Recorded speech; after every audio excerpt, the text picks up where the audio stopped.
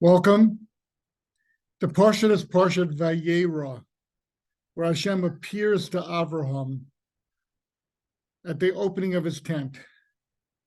And the setting is that Avram had just circumcised himself and all the members of his household.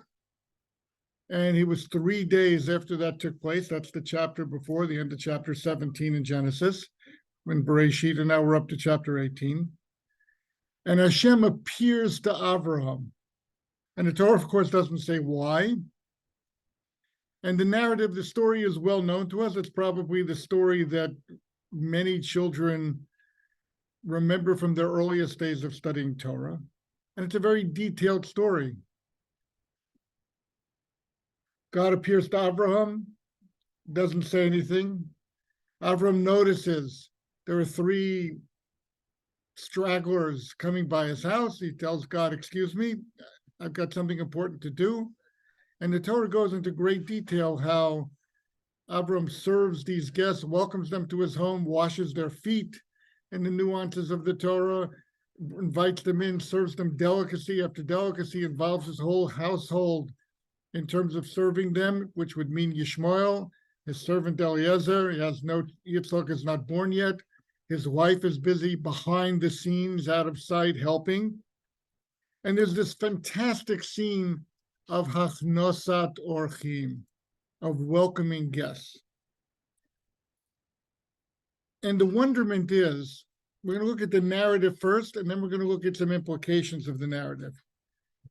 The wonderment is that the Torah goes into such detail and so many nuances of what's served and how it's served and how he speaks to the guests and how he welcomes them.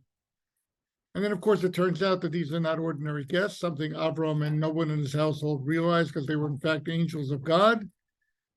And they ask about Sarah, Aye Sarah Ishtecho, where is Sarah? And it turns out he mentions that she's in the background, and they announce that she will have a child. And Sarah is skeptical that that's possible, given her age and given her condition. And Hashem actually chastises Sarah about that. And then we're going to go on to the next stage of the narrative, which is Avram and God reconnect once the guests have left. And God sort of considers sharing with Avram what's about to take place, which is the destructions of the cities of Sodom and Amorah. It's actually 5 cities in the plain where many of us have been there. We've been to the Dead Sea, and we've seen the devastation that remains there all these thousands of years later, and the extreme acidity and saltiness of the sea itself. And God changes this lush plain, which attracted Lot so much so that he left Abraham's side in order to live it up and partake in the lushness of the city of Sodom. And Hashem turns it over, but amongst these angels, they rescue Lot and his wife and his 2 of his daughters. His wife doesn't quite make it, but his 2 daughters do, and the rest is history.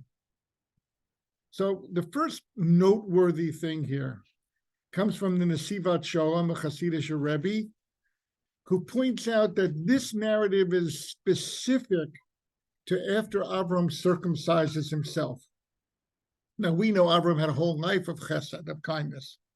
As a matter of fact, the arc is that previous to this, Avram risked his life and everything he had going for him to go rescue Lot out of the blue. Lot was his relative. We see the way Avram dealt with Paro and his household, the honesty, the clinging to God's hopes and promises. All these were great acts. The Nesivat Shalom adds a coloring to the narrative that is unbelievably important and which is going to inform our whole discussion tonight. And that is this: that Avram, having undergone circumcision at the command of God, felt himself transported to a higher level of living and existence and closeness to Hashem. After all, that's what a mitzvah does for a person. God offered Avram, here's your opportunity to literally walk alongside of me in perfection by removing this imperfection from his body. So Avram had just experienced a leap not a leap of faith, but a leap of closeness and attachment and understanding of God. So what, and that's where he's sitting at the gate, at the entrance to his tent, sensing within himself, I'm a transformed person. And the Torah narrative, God comes by and according to tradition, just to sit with him. You're not feeling well. You just underwent an operation. You're recovering. God comes levaker choler. God comes to visit a sick man, an old man who just underwent something for God's sake, and God sits down with him and communes with him. But the whole time Avram was feeling, I'm transformed as a person. Look at the manner in which this mitzvah has rocked my world. And how does the Torah translate this supercharged spirituality, which Avram is experiencing for the first time? It translates it into a devotion to welcoming guests, to appreciating the fact that 3 people are coming by. I can act towards them in kindness exactly the way God acts toward me and all mankind in kindness. And perhaps they're not the greatest of people. After all, he washes their feet because they're idolaters, and idolaters tend to worship their feet. It's sort of, they come to a place and they say, oh, this is the sand that clung to my feet. It must be holy. It protected me. I worship it. They gather it up, whatever they do with it. And Avram washes it away, understanding that these are people who have no direct, meaningful connection to God, but through me acting in the manner that I understand and perceive God as acting in the world, they're going to come to know God. That's what's taking place here. And Avram has a deeper sense of appreciation of the tremendous potentiality of every person, because he's just felt himself raised to a higher spiritual level. And he understands, if this mitzvah can elevate me at the age of 99, after a lifetime of drawing closer to God, of leaving my homeland, of traveling, of showing faith in God, of going down to Egypt during the famine, of all the ups and downs, not having children, praying for children, asking God for children, God promising me children, God promising me this land, all these promises that are unfulfilled. And it doesn't rock or cause any doubt in Avram's mind. But now Avram is so tuned into the idea that it's possible for people to grow and change and develop. So therefore, as I perceive people created in the image of God, and I perceive that goodness within them, I know I can access it, and I know I can impact them. And in fact, this is the essence of what Avram did. This is how Avram changed the world. Avram lived in not a good time. As we mentioned last week, the whole world had sided with Nimrod in building the tower. All right, so they were diffused into different nations. They spoke different languages. Everyone wasn't united with one voice, but still the world didn't know from God. But Avram's conviction of respect for each and every person as having been created in the image of God transformed millions of people, according to our tradition. Now, it didn't stay with them. Their families didn't remain righteous generation to generation. That is a certain depth of insight that Abraham had come to know after a lifetime of pleading for children, cherishing a child, understanding that I want a child so that this voice that I have brought to the world will continue to the next generation and will carry forward. And this is what we read on Rosh Hashanah. The last 2 chapters of this portion is what we read. And Rabbi Jonathan Sachs says, because it shows the centrality of children, the preciousness of carrying forward. But at this moment, Abraham is so imbued with the sense of growth, the sense that a person's not good, he's not yet good. A person carries within him this image of God. And if I just demonstrate to him the ultimate goodness that God does to all of us, this person will respond. And I know that so deeply now more than ever before in my life, because I have just responded to the mitzvah that Hashem gave to me. And I see the elevation. And I see even my comrades on there, Eshkol, Mamre, the other people around him, Yishmael. Avram could perceive how everyone was elevated, not to the point that he was at, but how capable people are of spiritual growth. And that's where this partial lights up the whole history of Judaism. And that's where the Torah says, Godol hachnasat orchim. God stands in front of Avram. And Avram says, excuse me, there are people that I can help.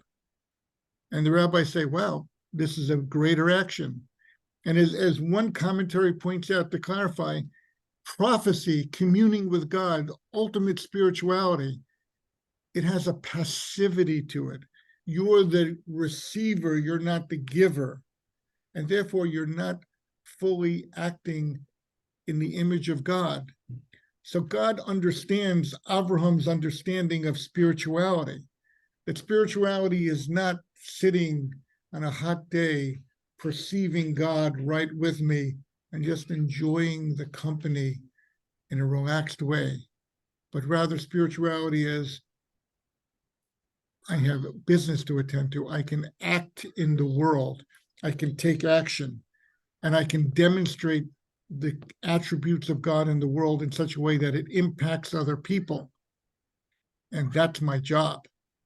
That's my job. I mean, I saw a source, which I'm loath to even quote here, but the Chovot Halvot, the duties of the heart, says, pointed out to me by a friend in a chapter, that a person doesn't really have a portion in the world to come, so to speak, unless the person has had an impact on the people around them. Okay, we'll have to put that into context. I'm not deciding that in halacha is that's the law now, but that's what he writes about. So what do we see here? We see some basic lessons from the narrative. The Torah gives us all the details and the nuances because Avraham is responding and projecting the nuance of goodness that he understands God acts toward him. And Avram understands that goodness has an impact on the people around him. And I'll just, as an aside, say, a lot of discussion in last week's Torah reading that Noah fell short by not praying for his generation. And it generates a lot of discussion. Pray for his generation? They were wicked people. And if a righteous person prays for you, does that take away your freedom of choice? Does that change who you are? And we'll see a little bit of that discussion when we talk about Abraham and the cities of Sodom and Amorah in a minute. But the answer is that having a righteous person who really cares and really respects and really longs to have an impact in the world on other people, just as he sees God's goodness impacting himself and his own life, such a person does rock their generation. And I dare say these ideas have to be really precious to us now, because all of us are looking out at a world that is not as good as we thought it was a few weeks ago. And yet we see unbelievable responsiveness, unbelievable kindness in Israel. We see people running literally to get the proper boots and the proper jackets for soldiers to wear. I just saw a video today of a person going down right to the border of Gaza with 30 washing machines, a whole mobile unit, and just grabbing soldiers and say, give me your laundry. We're going to wash it for you. We're going to clean it for you. You've been out here for 2 weeks already. We want you to feel that we want you to go to battle knowing that we're behind you and we care about you.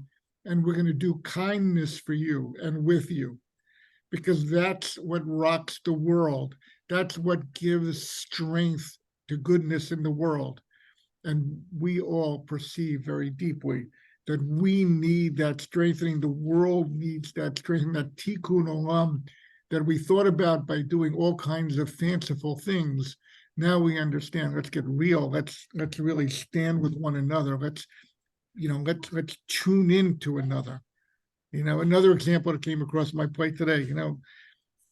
A man's going to battle. He's 40. He'd been marrying for the second time. A woman who'd been married before.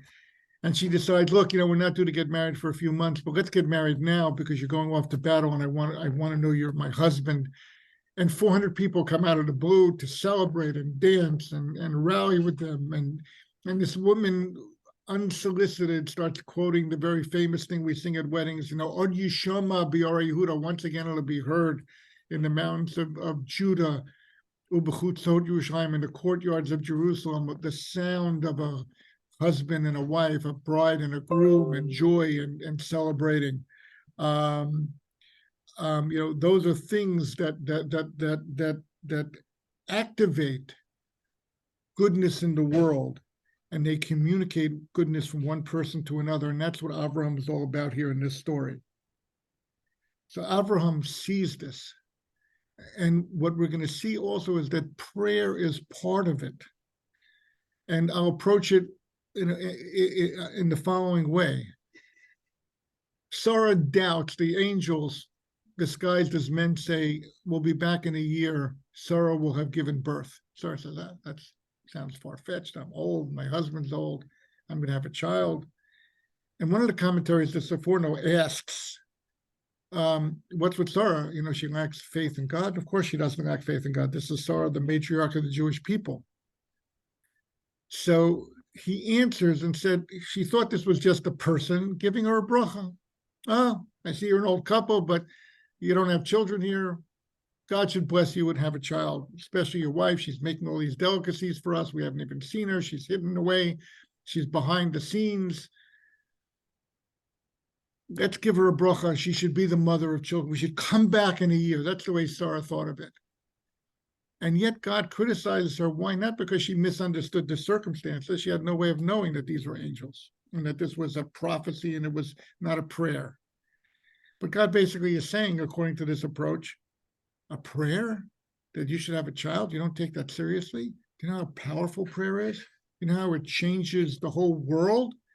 And again, just perhaps part of the medium of prayer is God sees, one person cares so much about another to pray for them. One person wants that other person's happiness and joy so much, just like those people dancing at the wedding, just like the people doing the laundry for the soldiers. When a person, that's what prayer is. Prayer is, I'm praying that you get better. I'm praying that you return from battle healthy and well. I'm praying that no harm comes to anyone except for the people who should rightly pay the consequences for the evil that was done.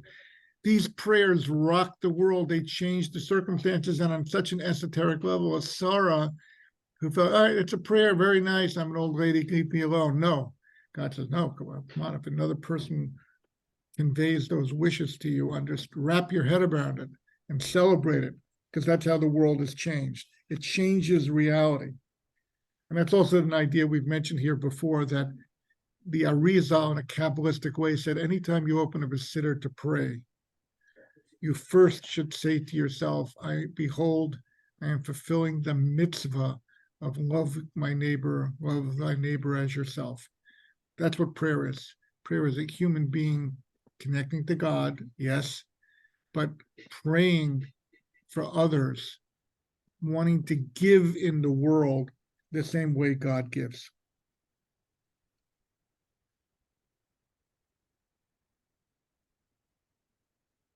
And just another note on prayer. We'll move on to the second part of the class.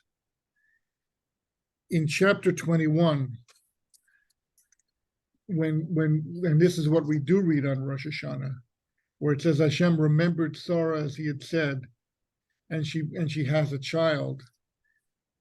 It's right after the section where Sarah was abducted by Avimelech the king, and he was smitten, and Abraham prayed on behalf of Avimelech that the condition that afflicted him should go away.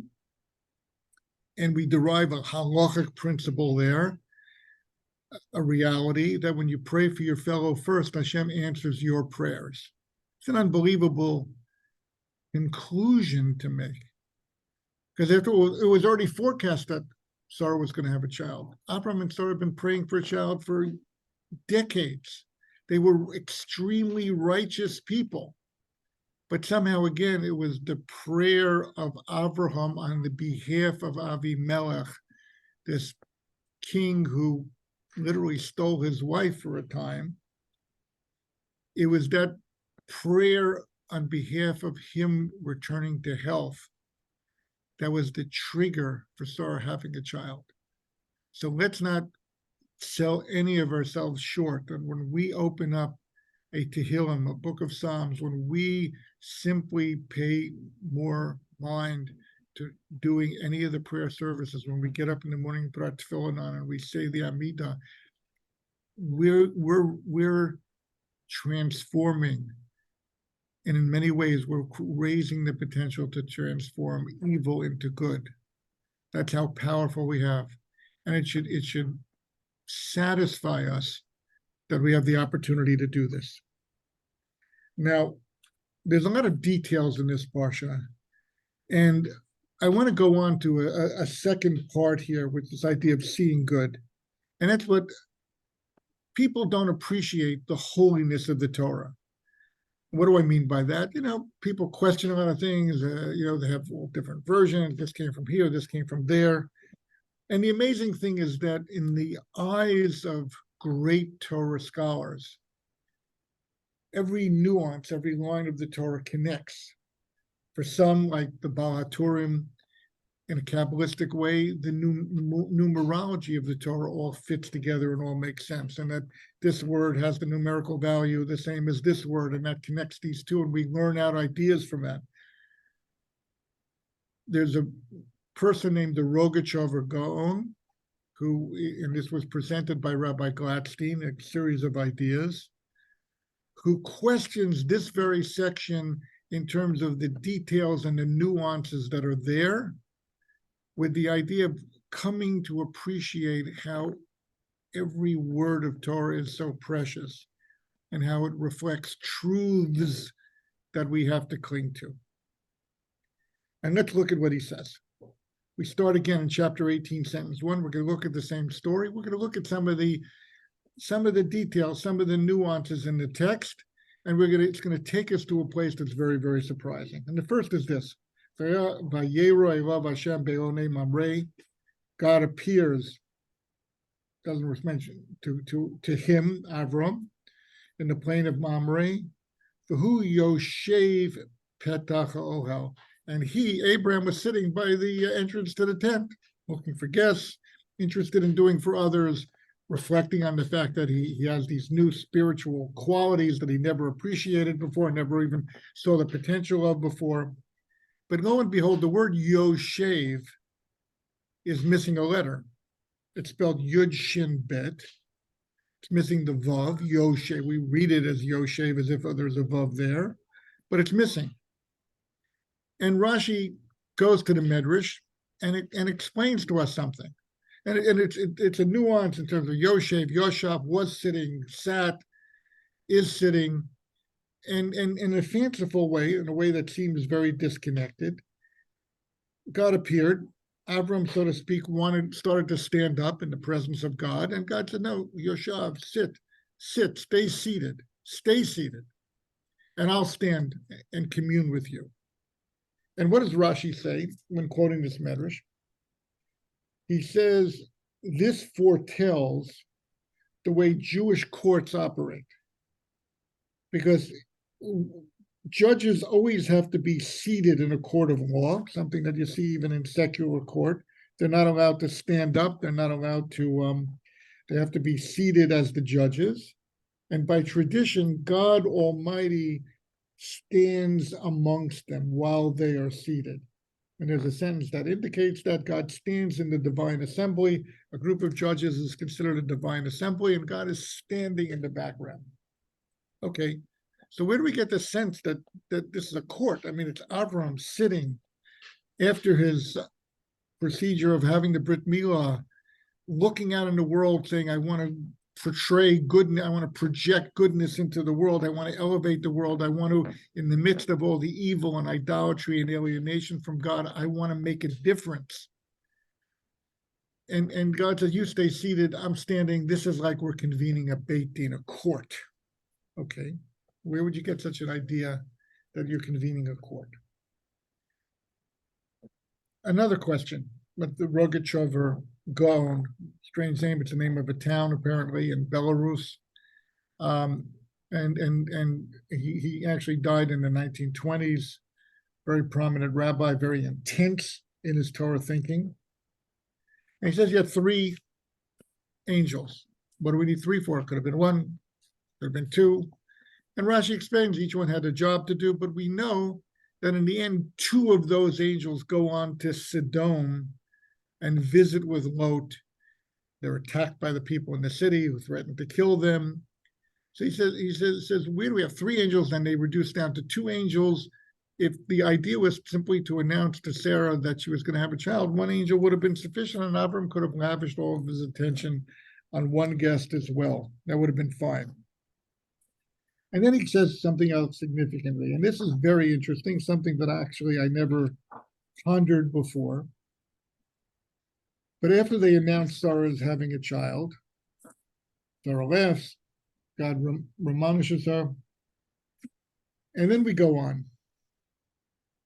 And God thinks out loud. This is sentence 17. And God wonders, should I tell Avram what I'm going to do? Should I not tell him what I'm going to do? He's going to be a great person. He's going to be powerful. I'm going to bless him to the nations. And then God, so to speak, backs into a discussion and tells him, there are these cities, Sodom and Amorah. It turns out that there are 5 cities. We know that from the Midrashim. And God says they're screaming out to me in evilness, and I've got to go and investigate what's going on there and see what's happening. And I'm going to go. I'm going to do that. We're going to go probe the city. We're going to see how they respond. And if they respond the way they're living their lives, we're going to destroy the whole place. It's going to be an unbelievable explosion of destruction in the world that you and I could visit today. So the two angels go on their way to do that. Avram approaches God and questions God. What if there are 50 people there? What if there are 10 per city? What if there are 45? What if there are 40? What if there are 30? And the interesting question to ponder was, we don't see this by other prophecies. God speaks to a prophet and says, I'm going to do this. Or God tells Moshe, the people have sinned, I'm about to destroy them. But God here is sort of wishy-washy. Should I tell him? Shouldn't I tell him? Should I include him? Should I not include him? How do we understand this? Now, here's just one more question, and then we'll follow through what the Rogachover says. If you go to chapter 19, sentence 1, which is where this is actually the action in the cities of Sodom, the two angels of God come to the city of Sodom in the evening. The Lot Yoshev Bishar Sodom. And again, we have the same word. Lot is sitting without the vav. And the obvious question is, what do we care where he's sitting? Sitting in the gates, sitting in the city. It's in his house. It's not in his house. People say, one Medrash says that his house was in the wall of the city. Walls were very, very thick. People lived in them. What could that mean? So the Rogachover Gaon lays out these nuances of question and difficulty. And then he does something which seems wild, but all the pieces fit together like a perfect puzzle. He says, if you look in Deuteronomy chapter 13, sentence 13, we have the concept of an Ir Hanidachat, a wayward city.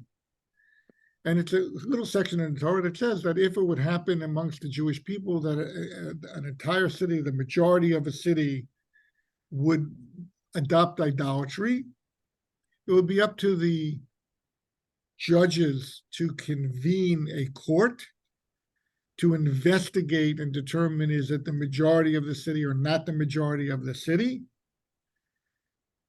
And if it is, if it is, and this is what Maimonides qualifies in halacha, they're required to send 2 wise men to the city to try to convince them to change their ways.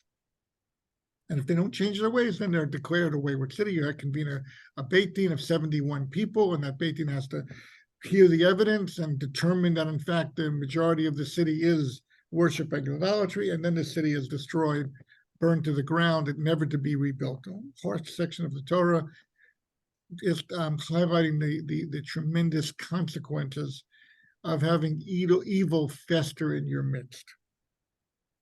So here's an interesting, let's start with this, and this is what the Rogatchover says. The Rogatchover says that, to begin with, this action of declaring a city a wayward city requires 71 judges. Okay, a Beit Din Hagadol, a big court, because it involves life and death.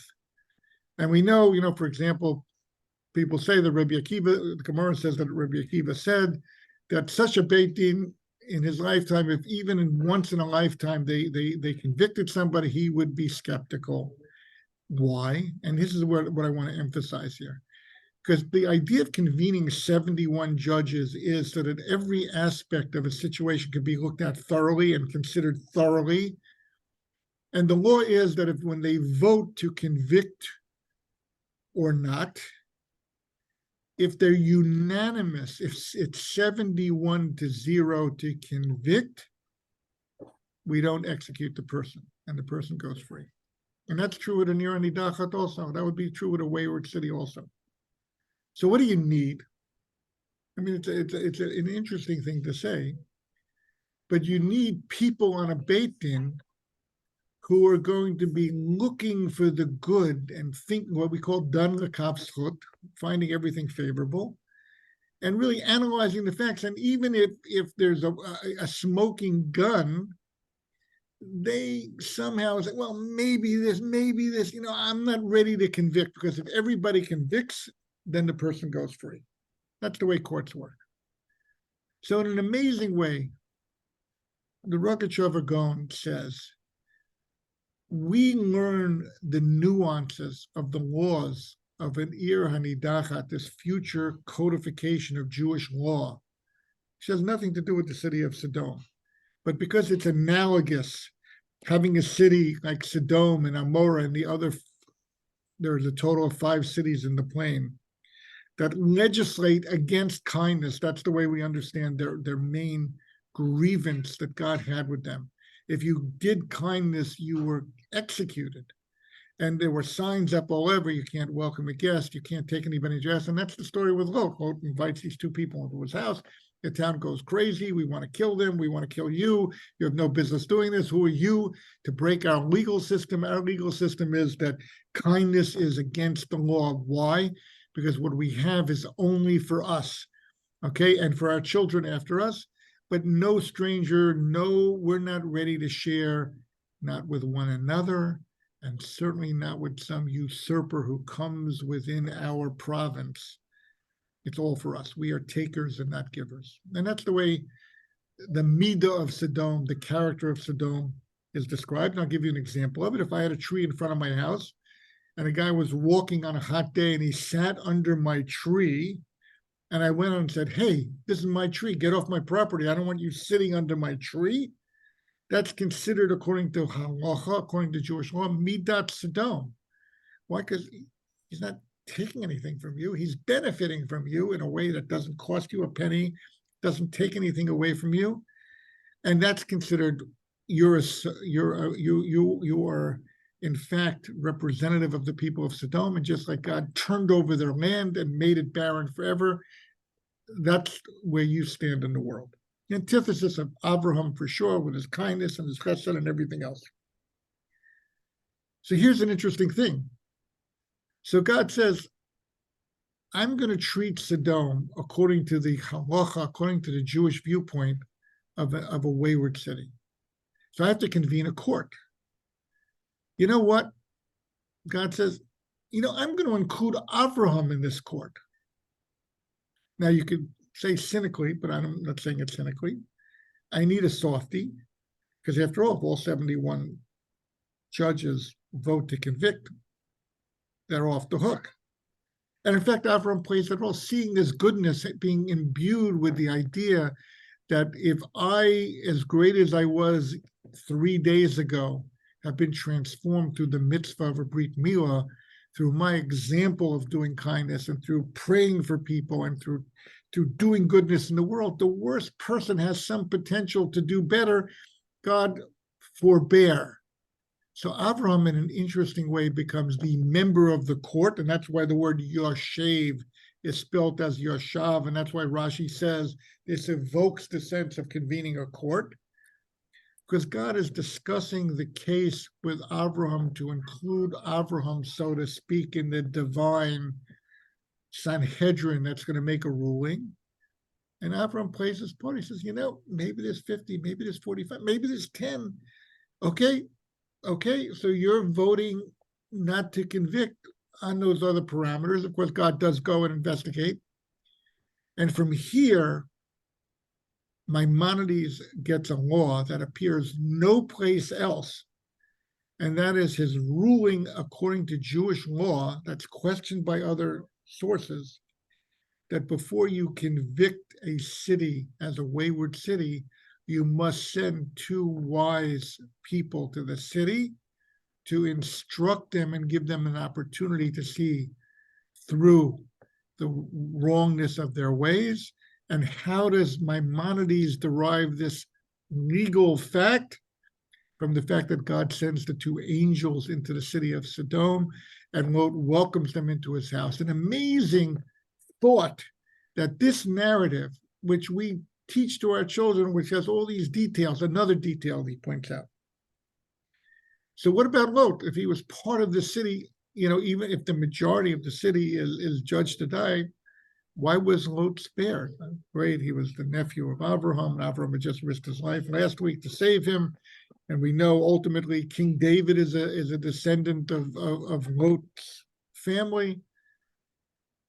But why would he save him? So that's the idea. He lives in the wall of the city. And lo and behold, when you look into the Talmudic discussions of an Ir Hanidachat, of a wayward city, you will find that you have to live in the city to be held accountable as part of the city. But if you live in the wall, and so you're sort of in the city, not in the city, then you're pardoned. If you're not worshiping idolatry, you don't get caught up in the sin of the rest of the people, and you're let free. And that's what we see happen with Lot. So what you see here is how the Torah has beautiful stories that teach beautiful lessons.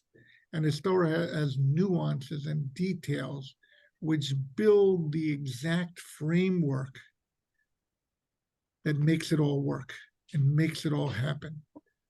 So people scoff, I don't need this seems boring. Why is this detail here? Why is that person mentioned? Who cares where Lot lives? Another example, the fact that as soon as the sun rose, that's when the destruction of Sodom begins. After all, the events happened overnight, but as soon as the sun rises, so we have a law that a Sanhedrin can only issue its ruling after sunrise.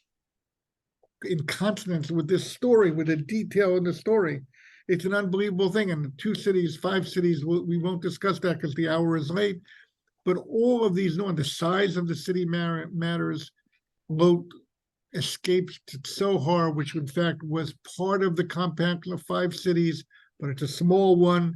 And we have the law that if a city is too small of a city, according to one opinion in Talmud, less than 100 residents, it can't be declared a wayward city because it's not significant enough to have a negative impact on the rest of the country.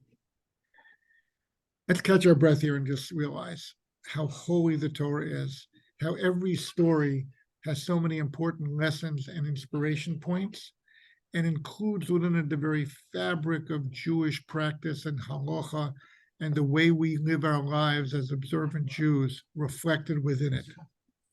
And let's not lose sight of the idea that even here, even in the context of the destruction of this evil plane of people who were antithetical to Abraham, God understood that Abraham would see good in them also and would argue / pray on their behalf. Unlike Noah, who was foretold the world's going to be destroyed, build your ark, and he built his ark. So we can come away from this with the idea it's a darker time. We see evil rearing its ugly head in places we never expected to see it, and being accepted and being celebrated. Thankfully, we also see unbelievable goodness coming to the fore. And we know from the Torah that goodness triumphs. One Abraham has an impact on the world forever, forever. 3,700, almost 3,800 years later, we're still learning from him. We're still talking about him. We're still inspired by him to be better people. So we have to, through thick and thin, we have to have the courage to pray fervently and meaningfully on behalf of every person being impacted and affected, every person at risk, every person who's sick, every person who's injured, and every person who's captured.